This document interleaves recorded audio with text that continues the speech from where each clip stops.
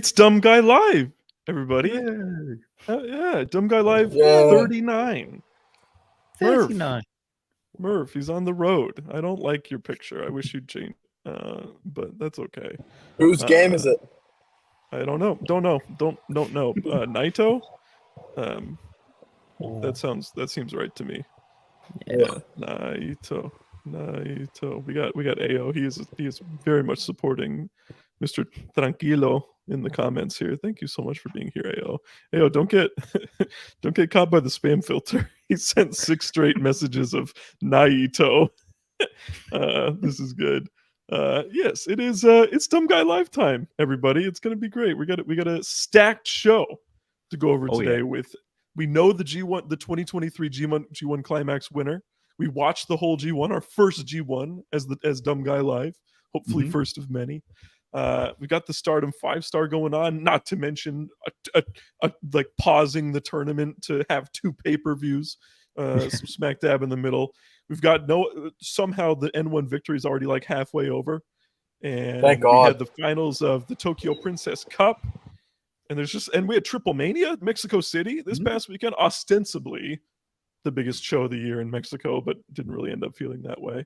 Not at all. Yeah, we got a lot going on. We got a lot going on, but we're gonna start with New Japan here. Everybody. Well, before we get started, Jamie, how you doing today?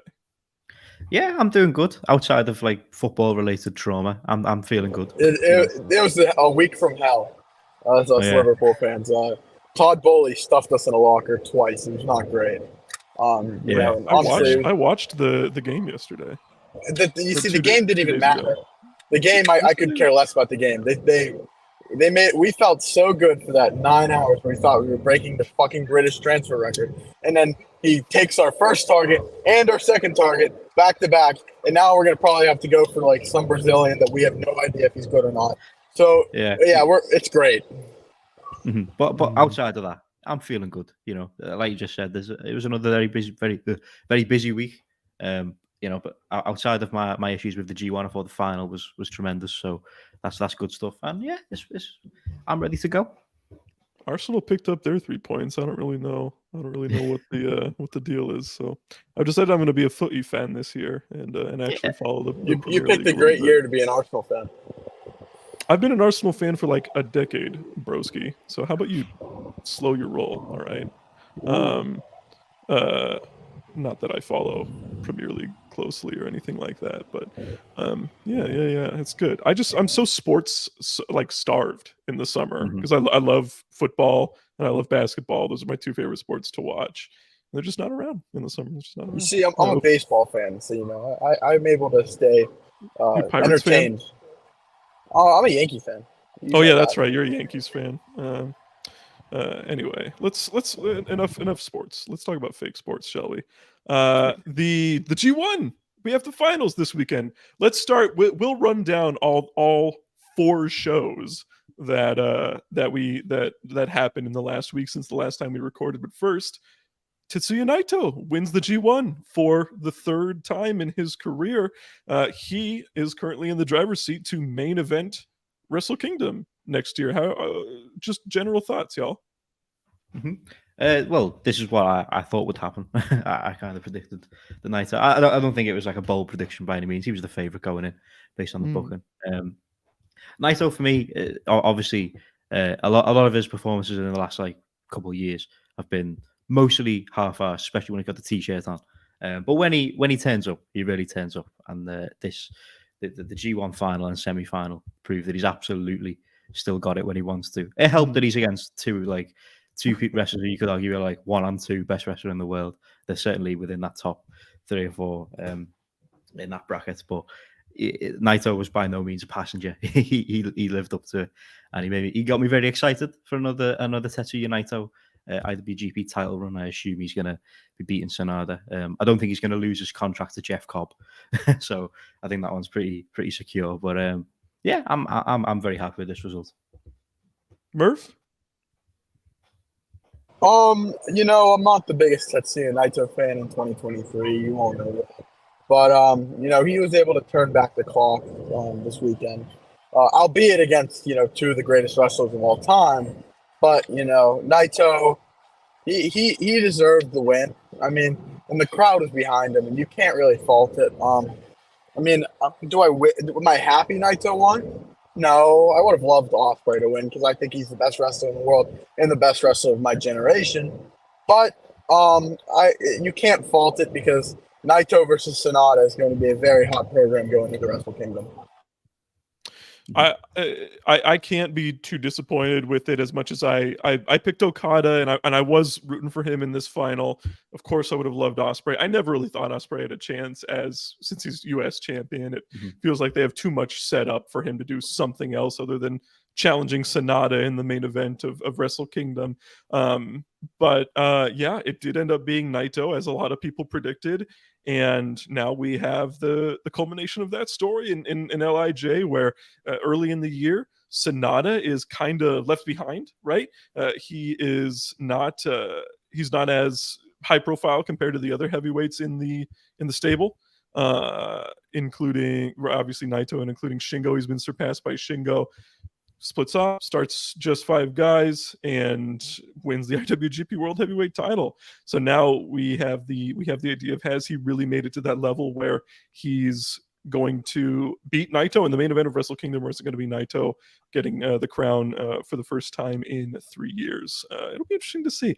I will say, just talking through that, because I haven't thought too much about the Wrestle Kingdom main event yet, it feels pretty wide open. I don't have a good I don't really have a strong, sense either way on who's going to win that match.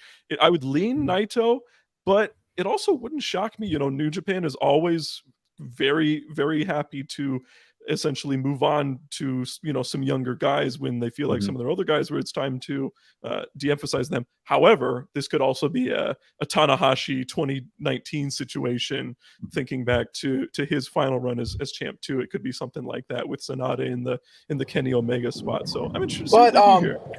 I think the difference is, though, Kenny was supposed to win that match. I mean, I don't think Sonata's dipping to, start a new company. So, I kind of disagree with comparing it to that scenario. If you put a gun to my head, I would say that Sonata wins in January, and we get either a new beginning or Sakura Genesis title change, where I think Shota Umino is going to win the title next year. I'm pretty confident that Shota Umino is going to win the title in the first half of 2024. It's just a matter of when for me, not a matter of if. But I would go Sonata, because I think at this point, Naito's time has passed. He had his very long run on top. Dude, COVID was longer than it needed to be. But, it was long awaited. You got that moment. I think Sonata wins. You cement Sonata as a star and a leader of a stable, and you move on to this next Reiwa generation facing guys like Sonata.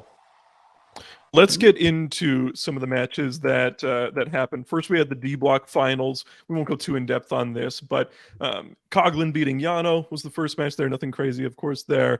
Then we had Shane Haste and Jeff Cobb going to a draw. The story here was that Shane Haste, obviously, he's eliminated. His whole goal was essentially to stop Cobb from getting the victory, and they did that with the double count out. I always like stories like that. It was reminiscent of I can't even remember the context behind it. Maybe I think it was like Yo in 2019 or something in the Best of the Super Juniors, where Ospreay came out to back him up or something because Yo needed to win to send Ospreay to the finals, something like that. I don't recall, but I always like stuff like that. New Japan has moved away from the stable warfare stuff that they used to do, so leaning into the stable stuff, I'm a big fan of. Let's see here. We also had Zack Sabre Jr. beating Hiroki Goto. Really strong match. Sabre is just so consistent. Like, he has great matches with practically everybody on the roster. And then in the main event, it was Naito beating Hiroshi Tanahashi to win the block and send himself to the quarters. Any thoughts on this D Block show, or should we just move on to the quarters? I think the quarters is what people came for. All right, I'd say. Let's go ahead. Yeah, let's go ahead and do that then. The quarters on the 10th in Chiba, Naito beat Hikuleo. Thank goodness. I don't think anybody. That was one of my big criticisms of the booking of Hikuleo was just that nobody in a million years thought that he was going to make it even past the quarterfinals, let alone win the whole thing, right? So you just have to have some uncertainty there, and of course Naito was going to win this one. Mm-hmm. We had Will Ospreay beating David Finlay, a battle of the U.S. champion versus the never openweight champion. I thought this was the second best match on the show. Ospreay and Finlay have good chemistry. They've had great matches against each other. And a lot of people really enjoyed this one. Jamie, what'd you think? Yeah, I enjoyed this one too. I think these guys have nice chemistry, and it was like a really hard hitting affair. I think they both conveyed like their disdain for each other quite well. Yeah, it's just good stuff. It's a rare matchup against the two champions, and it was kind of interesting to see what direction they go in. But obviously, Ospreay got the win. And yeah, just good stuff. Just hard hitting back and forth, and the right results because obviously it's set up about pretty much the best match of the whole tournament as we got through. But yeah, good stuff. Then we had something else. You're not going to let me give my thoughts? What do you want? What do you have to say? Basically the thing was I saw people on Twitter saying, "Oh man, it was such a good match. I think David Finlay kind of really put it together." I'm pretty sure a dead cat could have a 4-star match with Will Ospreay these days. So I don't think this is I think David Finlay still sucks.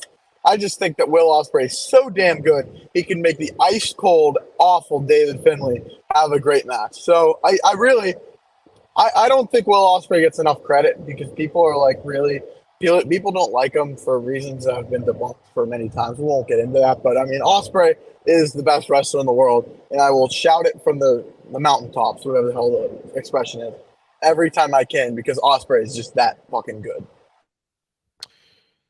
We had something very bad, in my opinion, next. We had Evil beating the IWGP World Heavyweight Champion Sonata. I thought this was terrible. I thought the match was terrible, and it was made even worse that it is now set up an IWGP This World made me Heavyweight sick. Championship match for Evil. It just Oh sucked. I mean, it just sucked. I don't know. Oh There's my nothing else. God. No, there's no like spin on it. It's like, well, at least you can see this. No, it's just No. bad. No. Mm-hmm. Yeah, Yeah, we all kind of end it. we all kind of predicted this was coming as well. It was like when they set this up, it was like, they're going to do the title match, aren't they? And now we know that's going to be happening. So, what can you do? Yeah, it just sucks. We'll get into what they have set up for the Destruction Tour. Mm-hmm. There's some good stuff. There's some not so good stuff. I just don't get it. I thought we were done with Evil. I thought we were done with pushing him as they've been like comedy jobbers this year, House of Torture, and now he's getting a world championship match ahead of Wrestle Kingdom. That's another one. 0 people in the entire world think Evil is going to win this match, right? There's no uncertainty at all in this. So I don't get it. In the main event, we had a great match. I love this matchup. I love these two. This is a great one. It reminds me of when Sabre won the New Japan Cup, not last year, but actually 5 years ago at this point. Zack Sabre Jr. versus Kazuchika Okada. Okada won this, but just a great match. I mean, just two excellent wrestlers, hot crowd. Classic stuff. A big match. Okada in the main event. Notably, once we got from the quarterfinals on, the matches were no time limit, so we did get some extended stuff here between these two. Great stuff between two of the best in the world. Mm-hmm. Yeah, I love this match. I think it had quite a refreshing character dynamic going into it because obviously Sabre's kind of like a bit of a tweener now. He's not really you wouldn't say he's a full heel. Whereas Okada is leaning a bit more into his like he's been a bit of a dickhead for the past year. So it was an interesting dynamic that we haven't really seen from this type of matchup before. Sabre is so incredibly well-rounded, and he's like masterful counters in this one. And then obviously, like I said, the close and stretch classic. That's what Okada's best at. But yeah, just really, really great stuff, and definitely my best match on the show. Before this we get, go awesome. ahead, Murph. Yeah, go ahead. This match was really fun. Zack Sabre Jr. is as good as it gets in the business right now. That's someone who wasn't really a big fan of his for a good bit. But I really like his style, and I think his style's evolved to more than just like technical wrestling. I think he really is just a jack of all trades at this point. and he's able to do it in a way that's more compelling than a Jonathan Gresham, or like a more slow, methodical, or Timothy Thatcher, a guy like that. So I think Zack Sabre Jr.'s evolved his style towards the stereotypical technical wrestler, and I mean Okada's Okada, so I mean you can't beat this at all. Saber's great when he gets into that closing stretch where he starts doing the palm strikes and the uppercuts and stuff like that. And he has some of the best closing stretches in wrestling, I'd say. He busts out the Zack driver. There's always the chance of him pulling out some crazy submission to win, right? So that's kind of what he did against Goto. So yeah, great stuff here. Before we get to the semis, we have lots of super chats to go through. I'm going to go through them all here really quick. We have some super chats here that make me sick, by the way. We have $1.99 from Ben here. My favorite podcast to listen to. Love you three. XOXO. Thank you so much, Ben. We appreciate that. I love that. Yeah.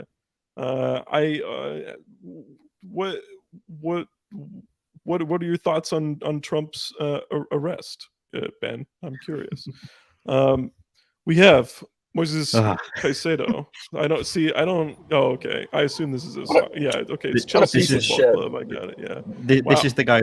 Liverpool broke the transfer record for this guy, and then he stayed in London and was like, "No, actually, I want to go to Chelsea."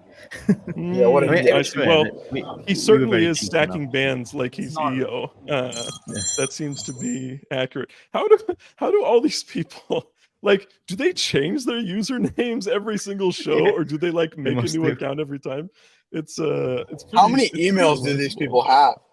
Is my question. Like, what's going on here? No, I love this. Thank you. I want to talk quickly about EO because Asuka of WWE, former Kana, went on like a big like tweet storm a couple days ago.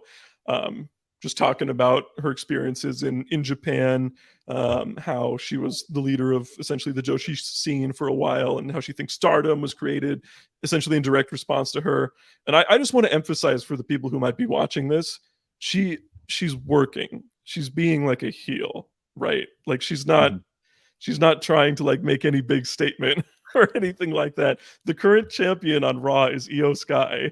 And she's trying to reference that story to do a program with EO as the championship. So for like, I keep people saying they're like, don't speak on this. You don't get it. You don't understand. I'm like, guys, what is there to get? Like, it's just like, what? Yeah, I don't know. So just want to emphasize that for people. Rossi had been in the business for like 15 years already when he founded Stardom. There was nothing new there. I don't know. It's crazy. $1.99 super chat from Margaret here. Oh my gosh, so many celebrities are fans of Dumb Guy Live, including people from Beyond the Grave. I support the low IQ guys who go live, and then we've got some British emojis here. Thank you so much. Mags. I'm heading to London tomorrow for a few days. I assume Margaret Thatcher's grave is in London. Yes. If you ever need to go to the bathroom, you know where to go. I will make attempts to I'll head there and do what I got to do. Up the raw. Romeo Lavia, $5 with Bushiroad.com. You foresee a Stardom exodus. I mean, you got to get paid. Am I right? So he's the other one that left for Chelsea. Got to get paid, guys. You just got to. This guy, we were trying to get him for like 2 months, and he just said, "You know what? Fuck you, Liverpool. We're gonna go to Chelsea." Like, what are we doing? It's our fault. Lavia's our fault. Lavia, we're idiots. George Shamadke's knock jokes definitely did not work because he was doing all of this for $5 million. Jesus. Oh dear. I don't know what to tell you guys. We just be an Arsenal fan like me. I think Klopp has no pull. I think that's really it. He's got no Riz. Mavs fan 84 $1.99 super chat. Tam doing Jeff Hardy bumps rules. Tam versus Haas is A+. We will get into the show a little bit later. I'm excited to talk about the world title match against the Megasis, Megan Bain, and then bruh three times $2 super chat. Hey Jamie, how you doing, bro? I'm doing good. For anyone that has never, who's not ever checked out any of the Twitch watch-alongs, I encourage you to do so. I assume the Twitch link is is in the description. I'm sure Monty put it in there. I pop on them occasionally. Well, it's definitely not my thing. The watch alongs. I just watch the screen and I forget that I'm live. We But we did the SummerSlam watch along, and I think he legitimately went like 90 minutes without saying anything. It was I'm just watching the show, you know. I came like, into the Jamie. end of that watch along, and I think I said more in that hour stretch than Jamie did the almost entire certainly, play. without a doubt, like by degrees and degrees. It was crazy. I was just cracking jokes, and I was making myself laugh because I spent Roman Reigns' entire entrance on Wakana Uehara's media tab on Twitter, and I got all the way back to like February of last year. So I was pretty happy about that. But, I was struggling trying to say Ula Fa. Those were the biggest problems. I could not get it out. Like, I don't know how, but But bro always checks up on me when I'm disengaged. So He's like, hey, he keeps me in the game. He's here. making sure I'm not like, I'm not having some sort of crisis. I'm just watching the screen. I'm just watching the wrestling. That's all. Darren Walker, this is £5, I assume. I'll never learn. New Japan be coming to London in October at the Copper Box, which holds 7K. Do you think Mercedes will be back before? no. Man, that's a good question. I don't anticipate her going to Royal Quest. That just doesn't seem that likely to me. I don't have any like real reason why. I don't know. I just don't see. But I do think she'll be, well, I guess I don't know. I feel like we would know at this point because we're only 6 weeks away from October at this point. But I don't know. I would say no, just on like medical guidance. I don't think so. Just on based on what she had and the fact that it's not really a big show. All right. We also have $2 more from Bro. Who does Shingo work at All In since he's in town? He'll probably be in like a tag of some kind. I'd take a battle royal. I would have loved like a hangman match, but it seems like he's going to be in this trios thing, which looks great on paper. By the way, there's been a lot of. Oh my gosh, that 6-man tag! It looks incredible. It's awesome. You're going, Jamie. You're going, right? Oh yeah. I'm very jealous. I get it. Because I was looking forward to like a Kenny Takeshita match. So obviously that's the big one that we're missing out on here, right? But like look at that lineup, right? You're gonna see the Golden Lovers. It's unreal. It like confirms we're getting Ibushi on the show, and also there's so much history between those six, between AEW and New Japan. It's like that match is incredible. Ibushi versus Jay White was a G1 final and a Wrestle Kingdom main event. Yeah. It's asinine. Asinine that people are mad about it. Like, get the fuck out of here. I can get it if you are going to the show and you really want it and you've never seen, like, because frankly Kenny Omega doesn't wrestle in the UK very often, and so if you really wanted to see an Omega singles match, I get that. But for fans at home, I'm really excited. Like, we're gonna get Kenny versus Takeshita a week later, and it's gonna be great. That's the maddest thing. It's like, just wait a week, you'll get it. Okay. Should we move on to the semis? One of the matches of the year was on this show. First, we had Kazuchika Okada versus Evil. He beat Evil. We finally got Evil out of the tournament one match before the finals. I don't know about you guys. I thought this match was great. I loved it. Enjoyed. I thought this match was actually like great. Okada, just the best. Like, it feels like such a big deal for Okada, like, to just be the one to finally end Evil's horrible reign of terror again. And it's like, finally. And I get that that's the goal, right? That's actually like what they're going for, right? Is getting Evil. You hate him so much that when somebody beats him, it feels like a big deal. It's just the way to get there. I don't enjoy it all. It's like go away, turn off heat for me. But this was so awesome. I thought. Yeah, I thought this was easily one of the best Evil matches we've had in like a long time, and it kind of showed me glimpses, because with Evil, obviously before he did the whole Bullet Club thing and stuff like that, I really liked Evil, and I think he's got the tools to be, like a good player for New Japan. It's just the way they use him. Like, I think his selling's really good. I think he's got like good facial expressions he conveys. He's in pain pretty well. And when he's on offense as well, I think he's pretty decent. It's just the way that they structure his matches. But Okada obviously being one of the best in the world, one of the best of all time. He got something good out of Evil here, and it was a good way to put an end to this Evil G1 run that kind of overstayed its welcome a little bit. Murph loved this. I did like this a lot. It was a lot of fun, and it's old school Evil, and I mean it's an Okada singles match, which are very rarely bad. So I mean, this was just the perfect storm. It ended up being a great match. I also should note this was at Sumo Hall, so the crowd's just going to be every Sumo match Hall is better than Sumo Hall. Yeah, it's like Madison Square Garden.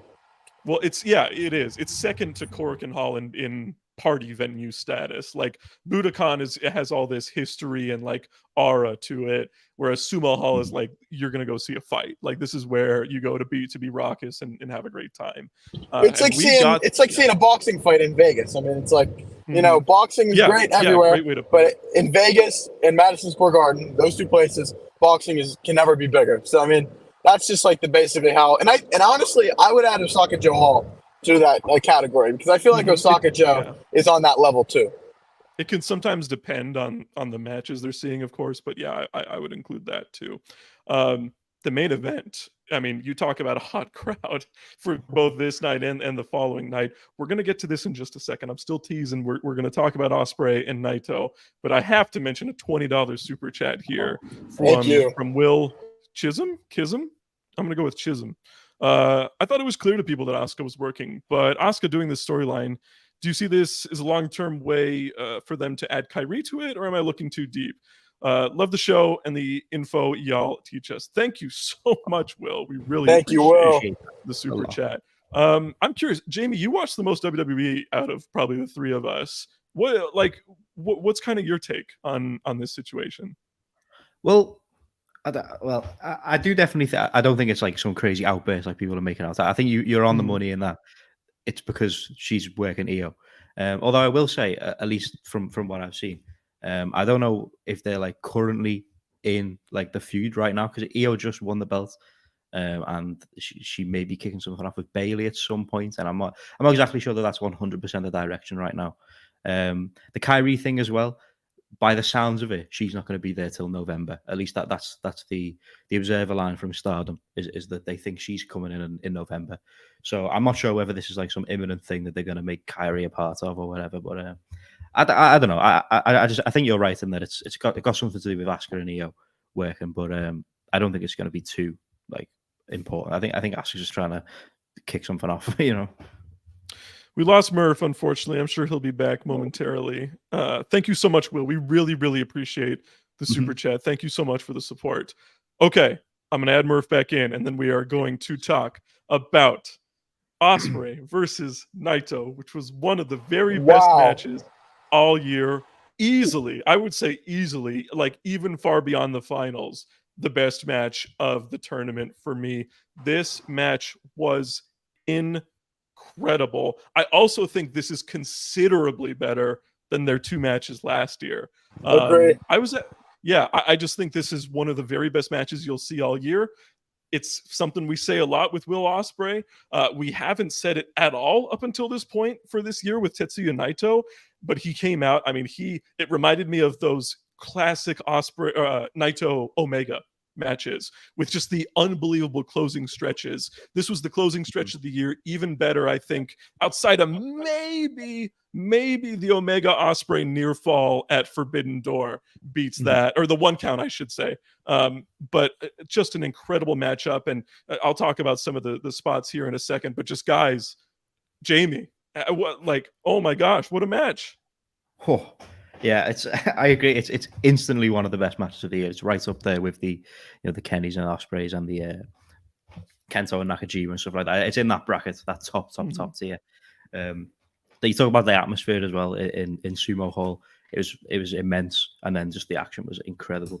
It felt like New Japan and in particular the G1 at its absolute best, which it has not felt like that at all throughout the tournament.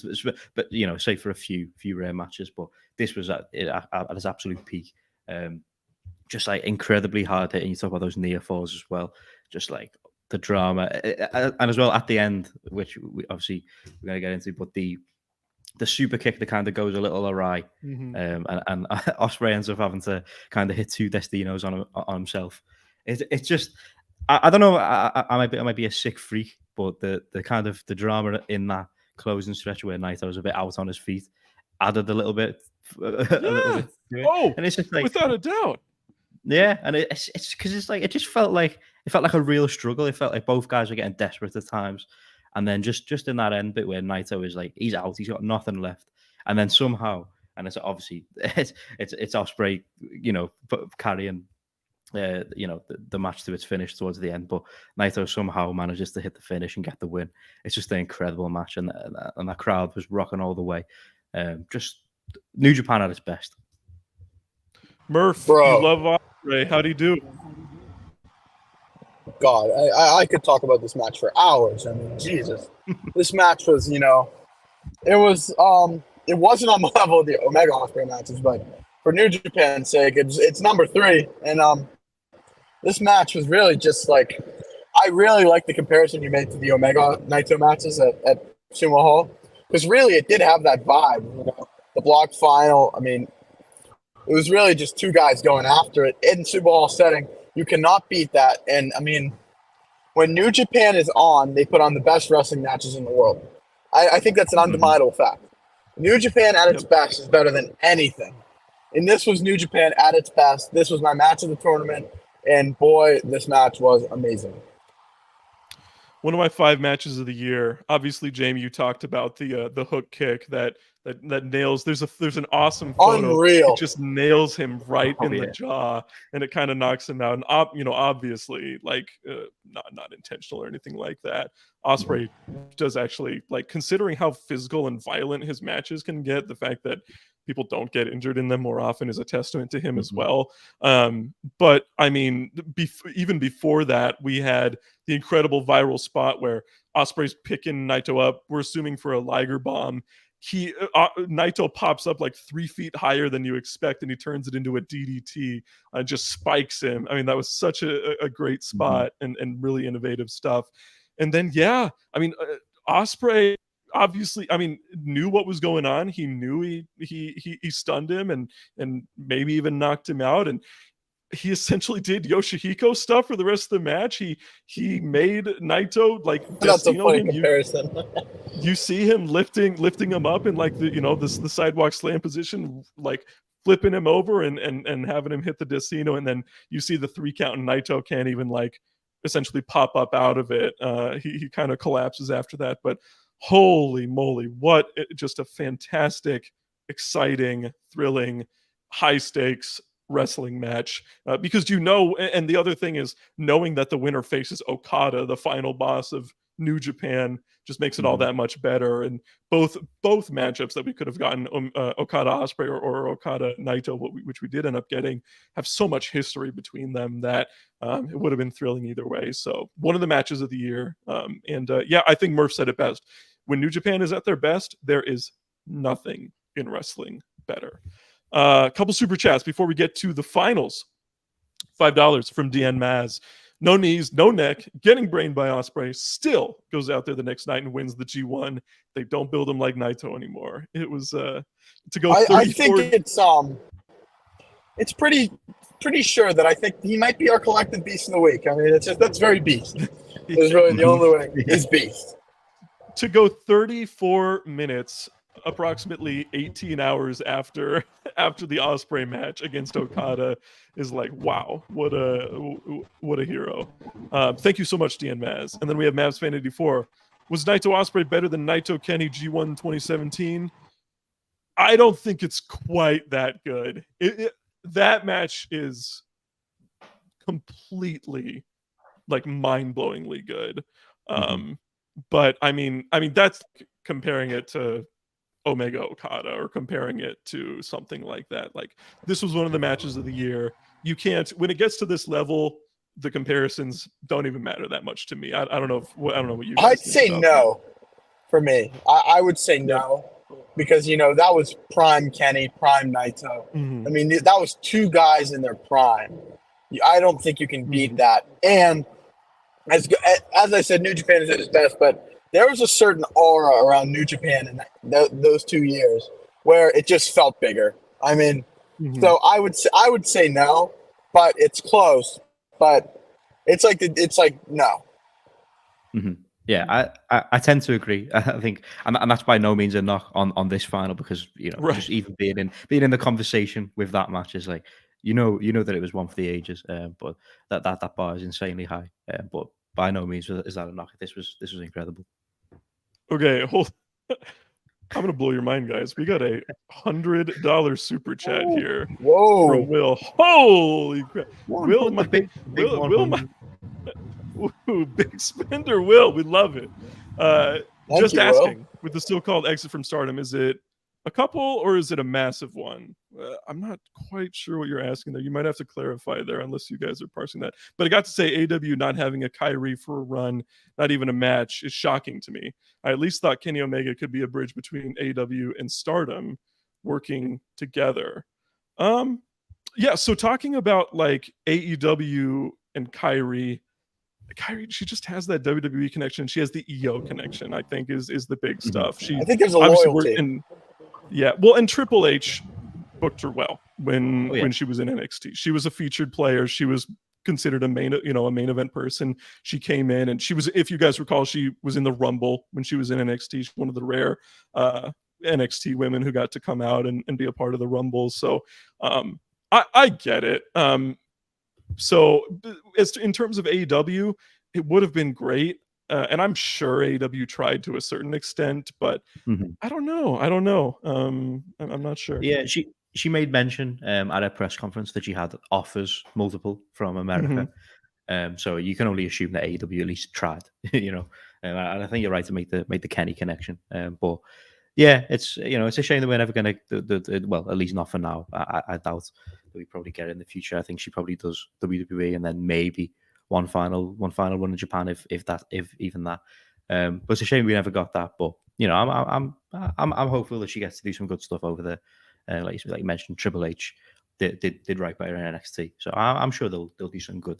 But yeah, I'm not sure if we've missed a report with the Stardom exit thing. I don't know if there's something we've missed there. Well, I think he's referring to Kyrie specifically, but I not anything that we may have heard today. But I tell you what, like as disappointed as I am, because I'm not a WWE fan or anything, but to give Triple H the bare minimum of credit, he generally main roster women's matches on pay-per-views have been great for the most part since he took over. And so if Kyrie is in there and she's working, like a full tour and everything like that, full schedule, if she's in there with Asuka, if she's in there with Io, I mean, this could be some of the best women's stuff that WWE has ever done. And one of the only times in history where Joshi Wrestling has been showcased to a real legitimate effect in America. So yeah, just a little extra analysis. Will, thank you so much. Thank you so much for he's an honorary Beast of the Week. Yeah, absolutely. We appreciate that, Will. Thank you so much. Okay. Finally, we are here. We are at the Murph's announced that he's cooked. Finally, we're at the finals of the G1. It was Okada versus Naito. They have so much history. I had a nice tweet about that a lot of people seem to enjoy, just going over their history. Murph's gone again. Poor guy. He really is cooked. Yeah, he might be cooked. Murph, I don't know if you're watching or listening, but you can you can message me stuff you want to say if you want. But the history, just some of the history between these two. People forget that Okada's first match in New Japan was a singles loss to Tetsuya Naito. I mean, that tells you how far back their history goes. That Naito beat Okada to win his first championship. Okada was the person who beat Naito to win it back in that reign in New Japan. They obviously main evented Wrestle Kingdom against each other. 2 years prior, they had the double goal. They had the vote before Wrestle Kingdom because people just weren't convinced that it was going to be this picture, that it just wasn't going to be a a main event level program. They and then the big one was in 2020 where they main evented against each other, concluding the double gold dash and unifying the two main championships in New Japan. And I consider that to be maybe one of the 10 best matches I've ever seen. I mean, if you want to talk about a hot crowd, it doesn't really get much better than that. But and then they brought Kenta out, and it just ruined all the And then they brought Kenta out, which was wild. And then they did a match at New Beginning where Naito weirdly bled a lot, and it was very strange. It was weird. 2020 New Japan was something else. Like, it was so weird. Well, it seemed like it was getting great because we were about to have like Mox versus Saber. Yeah. And we were, we had the New Japan Cup coming up. We were do you remember we were going to have Shingo versus Ospreay in the first round of that New Japan Cup? Yeah. It was big stuff. Then they did the New Japan Cup in Corkin with no fans. Yeah, and Evil won. So I kind of liked those matches though. I thought they were pretty good. Anyway, yes, it was Tetsuya Naito winning the 2023 G1 Climax, 34 minutes over Kazuchika Okada. Awesome, hot closing stretch. The fans are going crazy for everything that's happening. Just classic stuff, classic New Japan main event formula. There's a reason it's so successful, and these are maybe the two best at it. And it was Naito winning. He has sealed his ticket to Wrestle Kingdom, assuming he gets past Jeff Cobb. But I'll start with Murph here. Murph, how you feel about these finals? It was a good final. It wasn't as good as Ospreay and Naito, obviously. But it was a good final.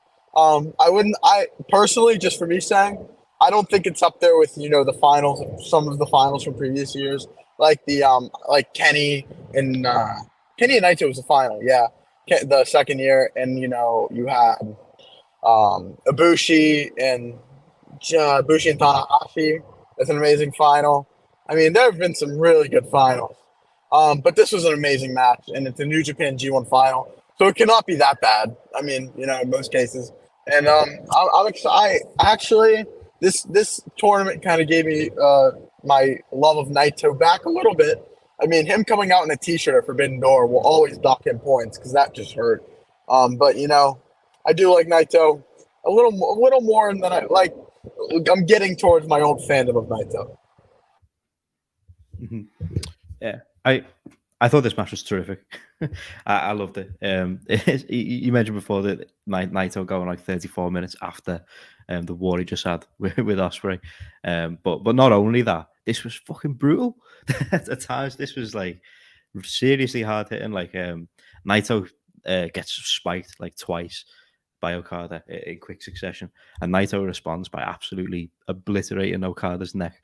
With the knees and on the guardrail. Particularly brutal, obviously setting up for that Destino. And as well, we mentioned the crowd the night before, but the crowd here, they fucking love Naito.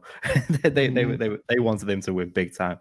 I mean, Okada by no means is like disliked by the fans. He's really one of the most liked guys in New Japan, but Naito is like a god here.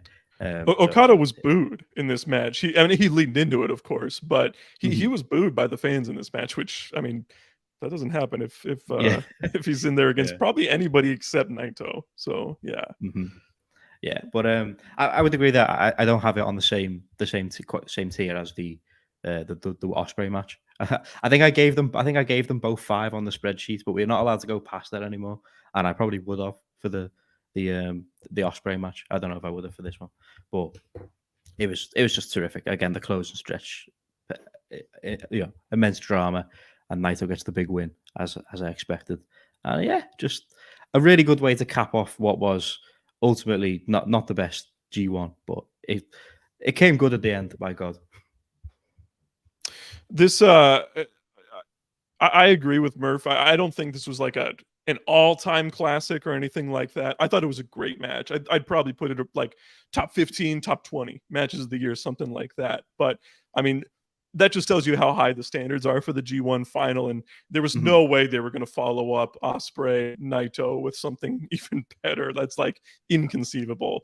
But still, I mean, a great final, an incredible closing stretch. And Naito has won the G1. We got through the 2021 G1. We spent a lot of time on some super chats, so I don't want to go too in depth on this because we still have a lot to get to. But I do want to talk about very briefly the booking of this year's G1. This was my least favorite G1 in a long time. Maybe like ever, aside from the semis and finals. I just felt like there wasn't that much great wrestling. It didn't feel like a big grueling tournament like the big ones do. I still don't feel like even 8 or 7 block matches is enough to tell a story, a big story throughout the entire tournament. I don't know what you guys think. And the big thing is watching it at the same time as the Stardom 5-star GP, which is becoming one of the best round robin tournaments I've ever seen. We'll get to some 5-star GP matches later on. It's night and day. They condensed the field down to their 20 best. And yeah, it's a little disappointing not seeing Koguma in there. It's a little disappointing not seeing Tekla in there at times, but the median talent in the 5 stars so incredible that it just blows away the G1 this year, frankly. So and you couple that with some choices like, of course, the evil stuff, Hikuleo making it to the quarters, not following up on anything with Kaito, not having any of the Reiwa Three Musketeers making it to the quarters, and yeah, just general lack of great matches throughout the whole thing.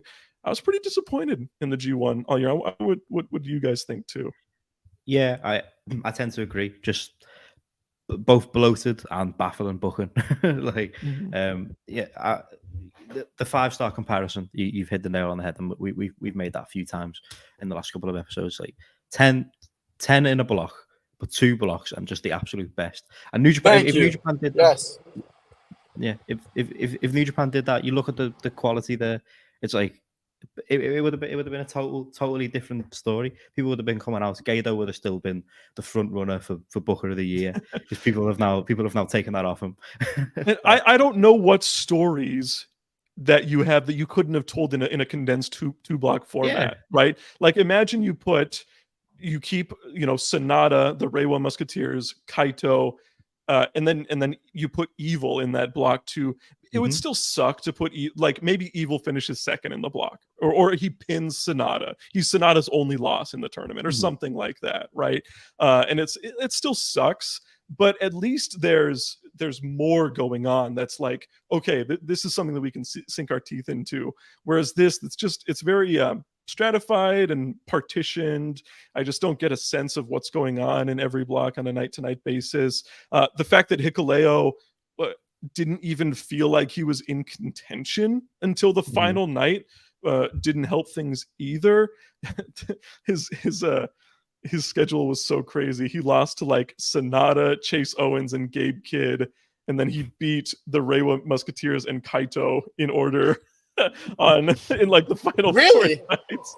Yeah. What I would say is the biggest thing is it's not a big deal to be in the G1 anymore. It's just like kind of like, everyone's in the G1. For sure. It used to be a big deal. Remember how big of a deal it was when Hangman and Juice Robinson got to the G1?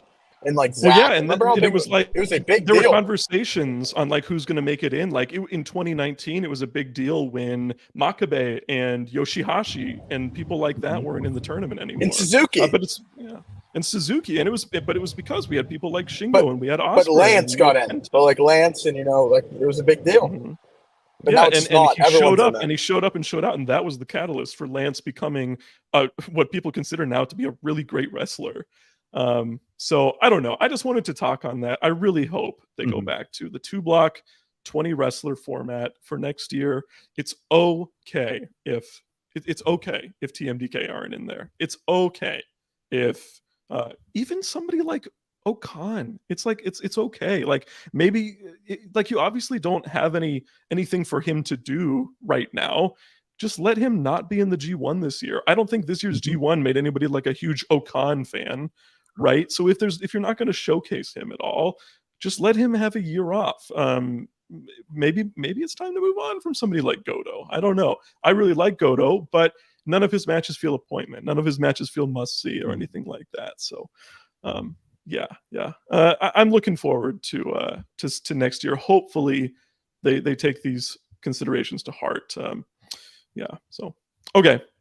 Let's see here. What else are we? I think. Oh, I also want to briefly talk about our last little New Japan bit. We have the All Star Junior Festival in the U.S. this Saturday. Nothing crazy on this show, but some enjoyable stuff throughout here. Got Shun Skywalker on the show. We got Mao on the show. And we also have a one-night mini tournament where the winner is the number one contender for the IWGP Junior title. So the semis are Clark Connors and Kevin Knight, and then Mike Bailey and Francesco Akira, which should be an awesome match. I'm thinking Mike Bailey wins that and is the next challenger, but I wouldn't count out Akira either. Yeah, I would agree, and I don't mind either way. Also, Enzo Amore is on this show. Yeah, Real One. Is he still going by Real One? Yeah, he's Real One. Also, Silverano Jr. is on this show, but he hasn't been announced for a match yet. So I'm imagine like a Silverano versus Shun singles match. That'd be. Shun was announced for a match. No, I know that's what I'm saying. That won't actually be what the match is. Okay, finally, finally, I'll just talk about some stuff that was set up on this tour. So we kind of know what the programs are going to be for the next couple months in New Japan. New Japan doesn't have a show in Japan for like 3 weeks. They are taking a long break after this as they gear into the Destruction Tour. But the big stuff is going to be Sonata versus Evil, Ospreay versus Yota Tsuji. Tsuji pinned Ospreay on the finals night. That's an exciting one. Sabre versus Oleg Boltin is the TV title feud. Yeah, I think it's a lot of fun. Bishamon and TMDK is a great one. Taichi versus Sho is the next King of Pro Wrestling one. I mean, if it was Sho actually trying, it would be great, but it's House of Torture show, so who cares? I'm just glad they didn't do Yujiro. Like, they could have done Yujiro, and that would have been garbage. The Never feud is going to be David Finlay versus Tamatonga again. It's always David Finlay and Tamatonga for this title now. Jesus Christ. There's no one else. Carl Anderson in the never openweight division. Just those two. Remember Carl Anderson being signed to WWE and wrestling in the Tokyo? That's so weird. That'd be better. Tetsuya Naito is going to defend the briefcase against Jeff Cobb. That should be really good. This is a good one. This will hopefully take place in America. Eddie Kingston's next challenger will probably be Hanare for the strong openweight title. We've got the Bullet Club War Dogs and Phantasmo and Hikuleo. That has like some weird like party match potential that I think could be really fun. And then a big singles match set up was Shota and Ren. I think they're really going to try and figure out who's going to be the rubber match winner between those two. Couple minor notes as well, couple excursions. Kosei Fujita, obviously, as the TMDK associations, he's going to be going to Australia for a while. And then Ryohei Oiwa, who teamed with Kaito on the final night of the G1 tour, is going to be going to Pro Wrestling Noah for a while to wrestle in the arc. So that's all the New Japan that we're going to talk about today. Let's move on to Stardom. So, shall we, fellas? Oh, yes. Stardom. Okay, I'm looking at my notes, and I realized I forgot to take notes on the Tuesday show that we didn't review last week. Was that the show that had Shuri and Natsupoi on it? I believe so. Yeah, day 5. That match was awesome. Shuri versus Natsupoi. That match was absolutely fantastic. I just want to make sure we talk about that. Really, really great stuff in that one. But let's get onto the pay-per-view. This was Stardom X Stardom in Osaka, I believe. I'll go through some of the less important stuff, and then we'll get into the big stuff. So Starlight Kid beat Natsuko Tora in a 5-star GP match, and then Saki Kashima retained the high-speed title against Koguma. It was just like 5 minutes. It was nothing crazy. Who was it? Who's the next challenger? Somebody came out. So they've been doing this May Sarah thing where Saki's like, I'm not really paying attention. Yeah, and it was weird because she came out later too. But anyway, go ahead. So May came out and was like, "When am I going to get my match?" And Saki went over, shook her hand, and was like, "Okay, I will defend the title against Momo Kogo," and then left, and then that's it. So May will get it eventually, and I'm sure she'll get I imagine she's our next champ. Although we did say that last reign, so I don't know. Title change for the Goddess titles, the tag titles here. Rose Gold lost the titles, Mina Shirakawa and Mariah May, to Natsupoi and Saori Ano. I thought this match was really good, and I want to keep shouting out Natsupoi. I thought she was the best part of this match easily. Really, really excellent tag match, and I thought the second best match on the show here. Yeah, I love this. It's another one of those. I think I mentioned it last week. I love the title change, but I also would have liked it like a little bit longer from Rose Gold. But it's just one of those things where when you keep getting like when the roster's so stacked, pretty much every challenger is going to be like, oh, I wouldn't mind seeing them with the belt. So it's a tough one. I definitely do prefer overall the Natsupoi and Sauri team, and I think it's compensation for restarts getting ripped apart with Kyrie going back. We kind of mentioned that as well. It's you know they didn't get their trios run that they wanted, so here's a little tag reign. But yeah, just really good stuff. Like I think everyone showed out here. Mariah May started throwing like amazing backdrop suplexes. She gets me fired up. She just decided to start tossing people all over the place like it was nothing. It was pretty great. Yeah, and that's why, like you said as well, she's incredible. Her and Sauri are like insane sellers, and she's got probably maybe my favorite German suplex in all of wrestling. Murph, did you watch the show? I just want to make sure I'm not leaving you out. Well, I had a very busy week back. I did not watch. That's okay. I'm just double checking. It's all good. For the New Japan Strong title, it was Julia retaining against Yu. I thought this was a good match. I also didn't think it was anything crazy. Yu had some good chops. She did a good job beating Julia down, but this felt like a semi-main house show 5-star GP match. Like nothing like blow away great, but really good. Yeah, pretty solid. I think it really picked up towards the end, but I feel like it went a little bit long for my liking. It's tough because when it was in between the two matches that it was in between, it's kind of that difference in quality stands out, especially the match that followed. But it was solid, and it's a nice win for Julia. Yu doesn't like lose a lot. I mean, every time I see it, it looks like she's got like 4 belts, so it's a big win to get a win by submission.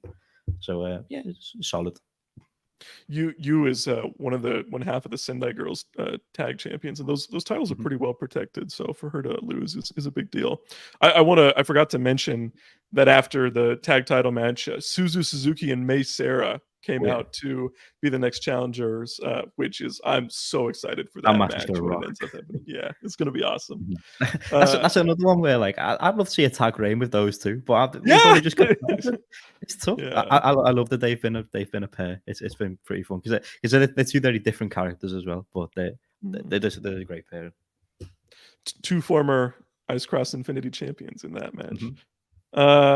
The IWGP Women's Championship match, Mayu Iwatani successfully retained against Utami Hayashishita.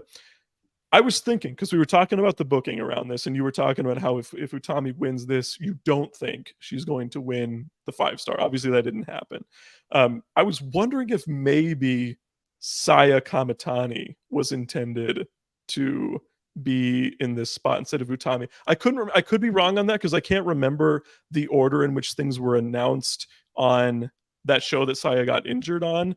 I can't remember if Utami was like immediately after her match that she challenged for Mayu or not, or if it was in the main event, because I know she was out there with Megan Bain and it was like all kind of convoluted, but I wonder if Saya was intended to be in this match. But anyway, just something I was thinking about. Regardless, this match was excellent. Easily the match of the night for me. And it concluded with that viral spot with Mayu hitting the jump up Poison Rana and getting the win on Utami. Just an incredible wrestling maneuver right there. Mayu retains, and ironically that probably leaves Utami as still the favorite in the 5-star GP. Yeah, a pretty overdue first defense for Mayu. If it feels like it's been a little while since she picked up that belt, but my God, it was worth the wait. This was immense. Utami, and I'll if we get into a few of the 5-star matches, I'll touch on this as well. She kind of, because she's a bit more imposing, like a powerhouse wrestler. Her matches are never like that, the highest pace of the Stardom wrestlers, but against Mayu, it still like picks up a little bit towards the close and stretch. But they established Utami really well as like a dominant challenger, and Mayu was really fighting from underneath until she's one of the best at this. She makes an insanely fired up comeback towards the end, and that's when the match really hits its peak. And then as well, you touch on that the finish, and she's done it a few times, the top rope Poison Rana thing, but every time I see it, it's like maddening. I don't know how she does it. It's one of the most insane finishes in all of wrestling. just two of the absolute best in the world right now. It's just immense, and yeah, that the result I think now indicates that I think Utami is once again the favorite for the 5-star. In the main event, Tam Nakano successfully retained the World of Stardom Championship against Megan Bayne in Megan Bayne's first title match in Stardom. I thought this was solid. I think I was a little bit lower on this than a lot of people. I just didn't think Megan Bayne, like, she was very dominant, of course, and they booked it like correctly. I just didn't think she showed enough personality for me to really get into it. Some good near falls, and Tam is always, she's a great wrestler, but I thought this was merely good and nothing great here. What'd you think? Yeah, I like this match. I think that it was a very obvious David and Goliath scenario. You only have to look at the difference in stature there, and work that out. But I thought they played to it quite well. I like Tam's offense. She mixed in a lot of low kicks with some very high kicks to kind of switch it up, and I think that was a well worked bit of offense from Tam. And I've liked Megan Bayne so far. I think they established her well coming into this on the kind of the 5-star tour shows that they did. They made a big deal about no one's really been able to take her down so far, and then Tam obviously getting the pin is pretty big. I don't think it was one of the best red belt matches we've had in a long while, but the bar is very high. But I thought it was pretty solid, and I think I'm looking forward to seeing what more Megan Bayne can do. She's sticking around for a little bit. She's on the next card. I don't know how long her stay's going to be, but I thought she was pretty impressive in this. But I definitely would have liked to have seen a bit more. So it'll be interesting to see what she does next. I realized that I completely skipped over the August 12th 5-star show because I think I watched it in this, or I just watched that one today. But this had some good matches on the show too. Hanan got a huge win against Azumi here in a really great match. I thought these two really showed out. Again, combined age of 38 between these two, and they wrestled great here. Anything to add between these two? That's just pretty much what you said. I thought it was a really impressive show, and I think Hanan spotting the 5-star. I assumed before this match, I wasn't sure if she was going to get any wins at all, maybe a draw here and there. I think she was mainly in there to kind of just benefit from being in the field. But she really showed out in this, and it was a very big win. I think Azumi is probably one of the people she can get a win over, and then not be too unbelievable at this point that Hanan could beat them. But yeah, it did a lot for Hanan, and it's really established her in the 5-star. It feels like she can pick up from here and have a good run. And then obviously after that we had Mina and Julia, and Mina got the big win there. But that was a pretty big win for Mina, but it kind of felt slightly underwhelming just due to how big the Hanan win feel before that. That's how kind of sizable that felt. I want to talk about this Mina Julia match. I'm just so impressed by Mina Shirakawa. I thought she was terrible 2 years ago. I thought she was maybe the worst wrestler in Stardom 2 years ago, to the point where she had been surpassed by Unagi Sayaka in Cosmic Angels, and I didn't think Unagi was very good either. I never looked forward to anything. If you recall, 2 years ago in the 5-star, I think she finished either last or second to last in her block or something like that. She wasn't even close to being a contender. She is great. I mean, you can count on her to have great matches in there, time in and time out. And I'm just blown away by her improvement. She's so confident. She's so self-assured as a wrestler. It just doesn't happen. Wrestlers aren't just bad for a long time and then they just become great, right? It just doesn't really happen. A lot of times you either have it or you don't. But Mina was bad in my opinion, and she's become great.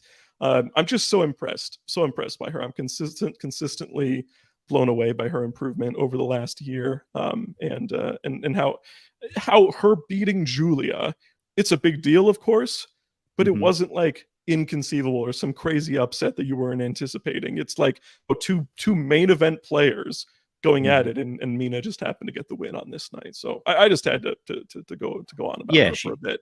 It's been crazy. I would agree that she's she was very much towards that lower end of the Stardom roster, kind of amongst like the kind of the 16-year-olds and stuff they had that down there. Right.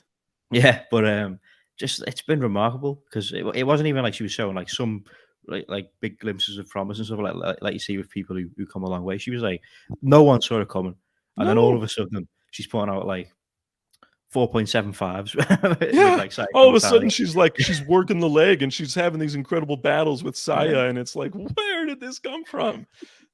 Yeah, I'm very impressed by her. Mm-hmm. Main event was Utami Hayashishita beating Saori Ano. I thought this was good. I didn't think it was great. I didn't think these two had the best chemistry for whatever reason on this night. It was just kind of solid for me. Mm-hmm. Yeah, this is what I was going to touch on with the 5-star so far. And I think the time limit kind of benefits in this. Most matches feel like a bit of a sprint and kind of like a very, very fast paced, very hard hit. Utami's like more of a dominant, imposing wrestler that you kind of have to break down, and I feel like because of that, matches never feel like as high paced and stuff as and as frantic as the other 5-star matches. But again, it's probably just a case of like the chemistry not fully being there. But these two definitely have better in them, and I'm sure we'll get some sort of big match between them down the line. Coming up for Stardom, we have today we had a show at Korakuen with just an insane lineup, headlined by Shuri versus Hazuki and Tam versus Mayu. Look forward to that. We got New Blood this Friday. Rina defends the future title against Waka Tsukiyama. We also have Nanai versus Saya Ida. Looking forward to that. Stardom Midsummer Festival is this weekend. I don't think we need a full in-depth preview here because it's like a lot of showcase matches, but you look at some of the talent on the show, the legends, Shinobu Kandori, Takako Inoue, right? Dump Matsumoto, Zap T, which is a deep cut, Kyoko Inoue, Jaguar Yokota, Momoe Nakanishi, more of a modern choice here, but enjoying that quite a bit for this weekend. Anything you want to talk about for Stardom this weekend, or should we move on a bit? No, I think it's just an interesting card. It kind of came a bit out of left field, because outside of Nanai and Momoe Nakanishi, who's like they've been in and around Stardom over the past year anyway. It's kind of like we haven't seen any of these people pop in Stardom. So some of them at all, some of them in a very, very long time. So it'd be interesting. I like the look of the main event with Hazuki, Shinobu Kandori, and Takako Inoue versus the Cosmic Angels trio. I think that should be a lot of fun. But there's going to be some interesting interactions there. But outside that, the only other thing I wanted to briefly mention in terms of Stardom stuff is we had a white belt match confirmed. I can't remember the date for it, but Mariah is defending the belt against Konami. And I'm a very, very big Konami fan. It'd be interesting. I'm very interested to see, because I feel like every now and again she pops back up, and I wonder whether she's back, back, but she never is back. But I don't know. I mean, I don't know if you saw she's now booked in America for a show. She's working Masha Slamovich. I believe it's the Kitsune show, which I mean they've got some nice talent announced for that show. So and Konami has not been working many shows at all. So for people to get the chance to see her in America, that's pretty cool. So I'm interested to see if she's going to be sticking around for an extended period. I don't know, but I'd like to see it. But I think that should be a fun match. It's interesting that, well, I don't even necessarily want to say this, but I was just pointing out that obviously Jungle Kyona and Konami were the closest associates to Hana Kimura when they were in when she was with Stardom, of course. And I just wonder if not in a malicious way, but I just wonder if some of the feelings around that are part of the reason why they're not fully associated with the company anymore. But we also have just a minor 5-star show. We got Hazuki versus Ami Sore. We got Mayu versus Natsuko Tora this weekend. It just keeps coming. Good stuff. I'm ready for Ami Sore's tournament to get going. I'm a big fan of hers, and I think she's only had one match yet. So nothing really to report on the standings. But let's move on to Pro Wrestling Noah, where we have yet another round robin tournament going on. They had a 3-night stop in Korakuen this past week. And I gotta be honest, I'm really not enjoying this tournament. It has not been good at all. No, I mean, there's been pockets of good stuff. Obviously, the Go Shiozaki versus Ihode Dr. Wagner Jr. match that capped off the 3-night stint, I thought was great and the best match of the tournament so far. But it's been exactly as you would expect. The matches with Nakajima, Keno, and Go have been generally pretty great, and everything else has just been middling. Right? There's just been nothing, I think, all that great to sink your teeth into. Have there been any matches that have stood out to you guys that as being particularly good that you want to talk about on the show? There's been a few that I've particularly enjoyed, but I've kind of like been skimming through the M1 just because like based on the reactions. So I've been checking out little bits of each match, but I've not really been like the G1. I was a bit of a sick completionist and watched everything. But this hasn't been as high on my list of priorities. But I really liked. I think the best match of the tournament so far is probably Go Shiozaki versus El Hijo de Dr. Wagner Jr. That's been the one I've enjoyed the most. I think that was a really, really physical, brutal chop battle. That's been my clear front runner. But other than that, nothing's really hit those heights. Because I wasn't thrilled with the lineup announcement, but I thought there was some fun matches to be had there. But nothing's like really delivered on that so far. Murph, any N1 thoughts? It's been very disappointing. I mean, I haven't really watched like everything because there's just some matches that just aren't worth watching. I mean, like, there's just some matches that aren't going to be good with the wrestlers involved. I think Yuki's doing a good job, from the drag game perspective. The Keno match between Yoshioka and really Keno, good. I thought that was really good. I was a big fan of that match. That was probably my match of the tournament, I have to say, because really it hasn't been the best tournament, and I think Noah needs a hard reset. The Jake Lee isn't working out. The whole company just doesn't have the best vibe right now, especially when they're coming off their biggest business they've ever done, legitimately, with the Tokyo Dome show. So, like, it's just really a bad time to be Noah right now. The stuff that I want to mention is Go Shiozaki versus Yuma Anzai on day 2. I thought that was the match of the night on their first Korakuen night. Yuma Anzai has been easily in the top half of the tournament in terms of quality for me. He's so great. He was also announced he's going to be Kento Miyahara's 15th anniversary match.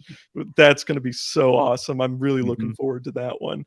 But aside from that, Nakajima versus Wagner on day 3 was solid. Keno versus Inamura, the main event of day 3, ended up really good. It was long though. It was like 27 minutes. Took a long time to get going. One I want to shout out that I think could get lost in the shuffle, but I don't think it should, is Nakajima versus Daiki Inaba on day 4. If you haven't seen this one, give it a shot. It's not a long match or anything like that. But people forget these two wrestled for the Wrestle One Championship at one time in a different world. And Inaba, while he's not the most exciting wrestler, he can be very physical. He's very willing to take a lot of punishment. And they were very violent in this match. This was the most violent match of the tournament thus far. Nakajima was his typical ruthless self, and Inaba fought him on it too. So I recommend that one if people are sort of picking and choosing, in addition to Keno versus Yoshioka and Wagner versus Shiozaki on that show. But yeah, nothing's been blowing me away from this N1. I don't know. This weekend the main event is Jake Lee versus Jack Morris. I mean, that's not blow away incredible, or Jake Lee versus Masakita Miya. Nothing crazy there. Go versus Lance Anoa'i. Like, I don't know. There's just not. The field just isn't that great, unfortunately. There's lots of good wrestlers, very few great wrestlers in the tournament. Yeah, we talked about it a ton. Like the people that have been omitted from this year's tournament. Some of my favorite wrestlers from Noah are the old fucks that aren't in it.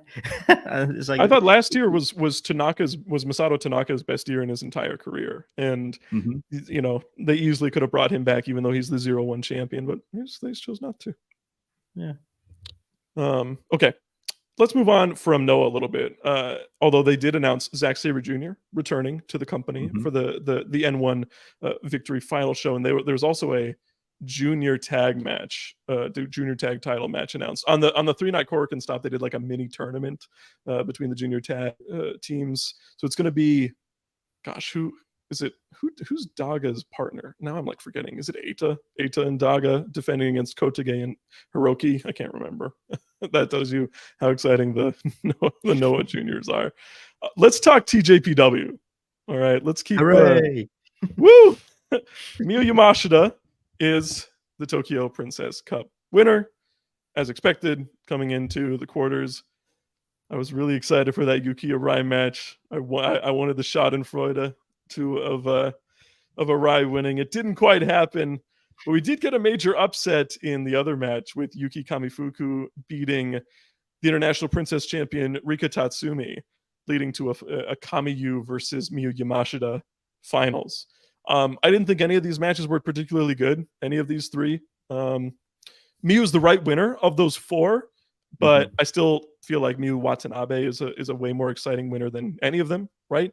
I will say I really hope that Yamashita wins the title from Mizuki. I'm not sure they'll do that, but that's what I'm hoping will happen. Jamie, what'd you think of TJPW this weekend? Yeah, I kind of agree with pretty much every point you made there, even down to the eventual title match. The Rika loss to Kamiyu was a bit of a baffling decision. I mean, maybe they're trying to elevate her a little bit. I'm not sure. I'm never convinced that TJPW are going to elevate anyone for a long, prolonged period. I thought Rika did some nice work in that match, but Kamiyu's selling kind of had it fall short a little bit. She's just not that good. Like, yeah. I don't know what to like. I'm sure she works hard. I'm sure she's put a lot of effort, time and effort into her craft. But like, she was international princess champion for a while. She had a decent reign. This was years ago at this point, and it's just Kamiyu. She's a mid carder. She's a TJPW. I don't know. She's tall. Like, yeah. Yeah, I will say I thought she had some like decent looking moments in the final with Miyu. Miyu obviously is like one of the best in the world, so that's not like surprising. And Rika as well. But the final was ultimately like just very predictable, which didn't help its case either, because it was like there were like pretty much no moments where I thought that Kamiyu had a chance. Whereas if you'd have gone with Rika, then even though Miyu would have still been like the blow-away favourites, I could have believed that Rika could have won that. But nah, it was just like you said, the right decision with the four. But Miyu Watanabe was by far the right choice in my mind. And yeah, I think TJPW is at its best when Miyu Yamashita has the belt. So that is probably the right call. It was almost like they tried to emulate last year's tournament with kind of an upper mid carder beating one of their main event players and best wrestlers in the semis, and then losing in the finals in a hot match where you're like, you want the upset, but it just didn't come together. I'm not an attendance person. I think people who care a ton about drawing and stuff are like freaks. But the reality is TJPW drew 500 people for the semis. Actress Girls drew 1,000 a couple days later. So like, that should tell you something about how excited people were about Kamiyu and Yuki Arai in the semis there. I just can't help but think that Miyu Watanabe being in that position would have made people more excited for it. As a fan of good Joshi wrestling, it absolutely would have made me more excited for it as well. But I mean, how incredible, how natural of a story would it be to have the Miyu versus Miyu rematch in the finals this year instead of the semis last year? That match would have been so dramatic. And so I don't know. Yeah, man. I don't think this emotion. There's a story for you. Like, do you think this elevates Kamiyu at all? Because I don't. Not particularly, no. No, I think she's just back to being a slightly upper mid carder. Like, she'll beat the owl, but the bird, but she'll lose to any of the top 6 or whatever. It's just I don't know. This made me laugh. TJPW needs to sell less tickets. Let's keep this promotion. Yeah, I don't know. I want TJPW to be good because I think they have lots of talented wrestlers. I just haven't been impressed in a long while with them. We have a $5 super chat from Anwar Starwind. DGL is one of the best shows in the universe. Peace. Thank you so much, Anwar. We appreciate that. I love that. In the universe? Take that, Martians. Take that, people from other companies. Murph is back here. Okay. Before we move on to our weekly segment, I want to talk about two more things. We got two more promotions to talk about. We're going to first briefly talk about Dragon Gate because they have one of their biggest shows of the year this weekend. Yes, Dangerous Gate. Main event, Madoka Kikuta against Kota Minoura. 2 of the 6. 2 of the future 6. It's an exciting match. Murphy, are you stoked for this one? Excited, thrilled. It's going to be awesome. It's a really impressive match, and it's going to be a lot of fun. It's just Kota Minoura. I think it's finally his chance, but I think Madoka Kikuta retains.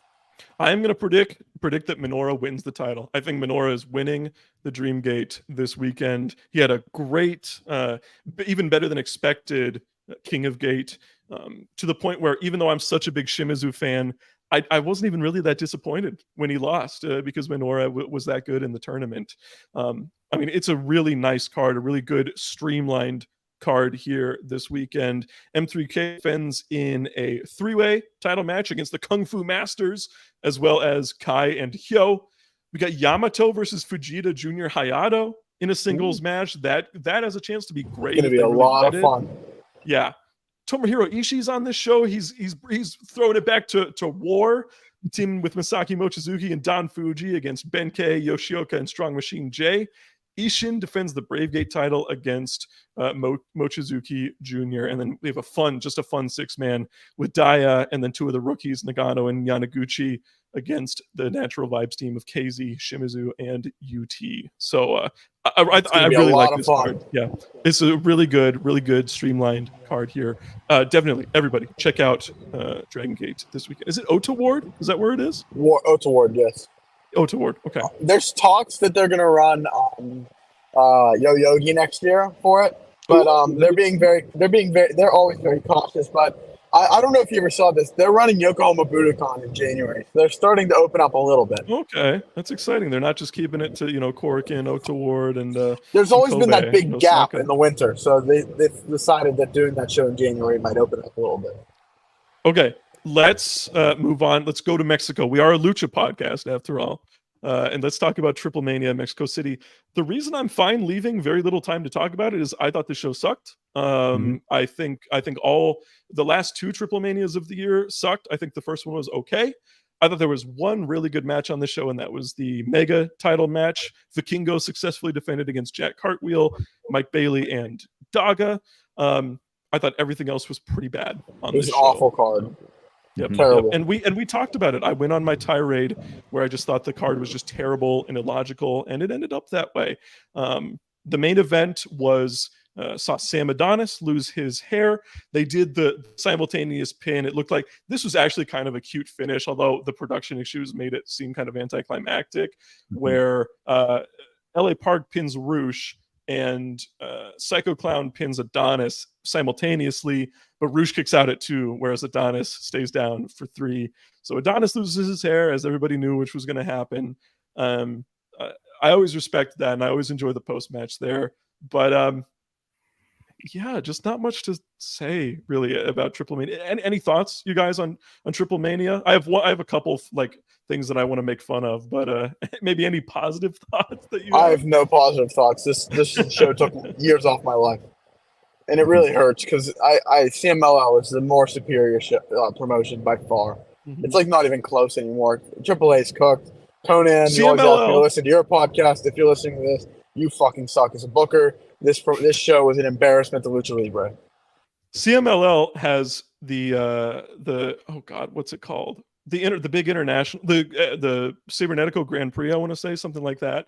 This weekend, it's a really fun match. I don't have it off the top of my head, but yeah, that'll be a big time show. I'll definitely be watching that one this Friday. Jamie, any thoughts on AAA? It's just pretty much because I remember the rant that you went on. It was an all time with Dumb Guy Live segment, to be honest. Everything you said was pretty valid from watching this show.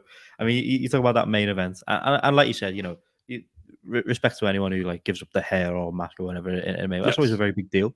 But it was main event, what's meant to be one of the biggest shows in all of wrestling, in all of Mexican wrestling. It was kind of a predictable, boring result. Yeah. And then like you say, like the one match that was good, the mega championship match, even that match was like littered with like production issues and poor commentary, and it just like dragged that down. So even and there was nobody who thought that, like, there was like a 2% chance of Daga winning, and then obviously Mike Bailey and Jack Cartwheel had no shot, right? So there's just no drama. It's just cool spots, and they were good, but yeah. Yeah, and then the only other thing, I don't know, you may have been about to mention this as well, but I saw your tweet about how Ray Fenix gave up. That was exactly what I was going to say. Gave up the title, saying like, oh well, he's got the commitment to AEW, and then fucking QT Marshall. All they booked was AEW regulars in the match. That was like all that was in it was AEW wrestlers. It's just stupid. It's so dumb. Yeah, incredible. It's just a dumb promotion, dumb, incompetent, incoherent booking from top to bottom. I want it to be good. I love Lucha Libre. This is my refrain. This is why I always have to say this. Lucha Libre is my favorite style of wrestling. The only reason it's not the wrestling I watch the most is because most Lucha Libre companies are garbage. The wrestlers are incredible. They put so much care and thought into their craft, and the people in charge almost never set them up to succeed. Even CMLL, which people are high on, and usually, once or twice a month, they put on a great, Viernes card. It's not the most, it's just not an inspired company, right? Like, you just look at the last two before the Rocky 2.0 match, right? Before the last two after that, just nothing crazy. There was a cool like TJP and God, who else was in it? TJP and Romero teamed up this past week, and they had a good match, right? But nothing crazy. I just want something more exciting from my Lucha Libre, and I don't get it. If there was like a middle ground where we could get the consistency and hot crowds and production of CMLL with the excitement and sort of unpredictability of AAA, it'd be heaven. But we can't. Greatest promotion ever. Yeah, they try too hard to be different. AAA is my front runner for worst promotion of the year, even beyond TJPW. So that's saying I can't do that. It's Tokyo Joshi. NWA doesn't count because no, it's not real. It's not real. So Tokyo Joshi Pro is worse because at least AAA has like a lot of stars. Tokyo Joshi Pro is like one good wrestler. Sickening. Okay. All right. Let's move on. It's that time of the week. We talked about so much wrestling this week. Most of it good, some of it not so good, but it's time for the Beast of the Week. I'm getting excited for it. Jamie, kick us off as usual. Who is your Beast of the Week? My Beast of the Week is someone we put over a little earlier in the show, but this pick is going to pop two people in particular. One of them is 6-star, and one of them is Lewis. Are you going to say Natsupoi? Yes. My Beast of the Week is Natsupoi. How you steal my Beast of the Week? What's going on? I was like, nobody will pick Natsupoi. That's a steal. Go ahead, Jamie. I'm going to pick Natsupoi. We're so on the same page all the time. Anyway, go for it. Yeah, I'm going to pick Natsupoi because I think she had one hell of a week. We touched on the Shuri match. Incredible. Like she in the 5-star actually this week, she had two matches where she was like an unbelievable underdog. The Shuri one where Shuri's like an absolute killer. There's one spot in particular that I love from this match. You know where's against Shuri, you always see this spot where they do the sit down and Shuri kicks the back. Shuri kicks that play so hard that she goes sliding across the ring. She slides like 8 feet. It's so incredible. Awesome. And Natsupoi takes Shuri to a draw, which is pretty big. We talked about going into the 5-star without the likes of Saki Kashima and Koguma, who was going to take points off Shuri. And this is another one where Natsupoi gets a big point. And then, even bigger result for Natsupoi, a day or two later, she beats Mayu Iwatani in another one where it's less like the imposed, less like physical difference than Shuri, but more just like Mayu is like the best. So it's another underdog fight for Natsupoi, but she gets the huge win. I want to talk about as well briefly in the Shuri match in particular. I forgot to mention like Natsupoi pulled out two ridiculous finishes out of nowhere. One of them, when Shuri gets it up for a like super finisher on the shoulders, Natsupoi hits the fairy blink, I believe. It was crazy. It was like, how did she do that? Every time I see it, I'm like baffled because she does it in a couple of her matches, but It's ridiculous. It looks like it's like an impossible move. I don't know. She moves so quickly, and then on top of that, I don't want to go too much longer. But she had the standout performance in that tag match as well, and picked up the title. So just like incredible week for Natsupoi. 6-star's been asking for a Natsupoi mention and a Beast of the Week for a long, long time, and she hasn't deserved it any more than this week. She absolutely deserved it more than ever. So Natsupoi is my Beast of the Week. I want to give a shout out to Sam Adonis, because getting your hair he's not going to be my Beast of the Week, but I have to shout him out. Getting your hair shaved is one of the few actually real things that still happens in wrestling, and losing an Apuesta match in the main event of Triple Mania is a dream come true for him, I'm sure. So I want to shout him out. I think it is incredibly beast to get your head shaved, or of course to lose your mask. So I have to give him his due. But a promotion we didn't talk about at all this week was Freedoms. They had a Yokohama Budokan show this past week, and unfortunately, the main event I was so excited for, Tomoya Hirata versus Toru Sugiura, former tag champs. Unfortunately, Hirata broke his ankle 7 minutes in, and you could see it on the replay. It was kind of gnarly. But in the semi-main event, one El Desperado of New Japan showed up and teamed with Jun Kasai to take on Masashi Takeda and Rina Yamashita. And all four of these wrestlers are beasts, in my opinion. They are, the three non-Desperado wrestlers are three of maybe the three best deathmatch wrestlers in Japan. But I gotta give Beast of the Week to Desperado. Anytime you take somebody who's just been, a by the book wrestler for their entire career, and they move into a deathmatch setting and they take to it like that.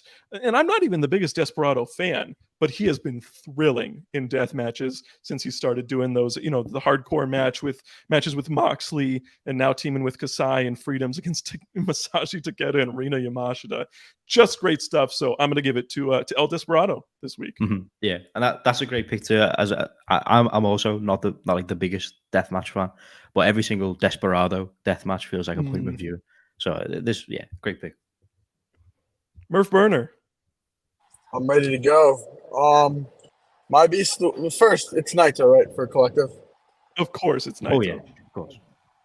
My Beast of the Week is a man who's strong. It's a wrestler. I'm back on the wrestler vibe. It's a wrestler. It's a man who's strong. Back on the wrestler. It's a man who cares about the locker room. It's a man who cares about the SAG and for workers' rights. And it's a man who will stand up to an evil tyrant, man-child, hypocrite, bully known as Phil Brooks. Despot. My Beast of the Week is Ryan, the Hollywood hunk, Nemeth, because he stood up for what he believes in against the evil bully who doesn't believe in anything. So my Beast of the Week is Ryan Nemeth for standing up to Phil Brooks. All right. I like it. I think I'm glad that he's technically a wrestler, although you wouldn't necessarily know it based on like following promotions or anything like that. He is a wrestler. Okay. Beasts of the Week this week: Natsupoi, Desperado, Tetsuya Naito, and Ryan Nemeth. All right. Next week, what are we going to talk? What the fuck are we going to talk about next week? We're going to talk Dragon Gate, of course. We're going to review the big show, more N1. We're going to review the Stardom pay-per-view. All Japan Royal Road kicks off this weekend. We'll have, I believe, we'll know the quarters for All Japan Royal Road. There's not that. It's actually weirdly kind of a quiet. That week. stretch was probably very hard. I thank you. Yeah. Thank you so much for that. What? Oh my God! Sorry, I thought my mic was muted. Fuck. Oh, Murph, you make me smile. But we'll obviously keep up the Stardom updates and everything like that. I'm sure we'll have lots to talk about as always. But okay, that's going to do it for us today. Thank you all so much for listening. Thank you, Will. $120 for the crack here for us. That was pretty incredible. Listen, thank you so much for watching. All of you, we appreciate you tuning in, and we'll be back next week as always. Stay dumb, everybody. Peace.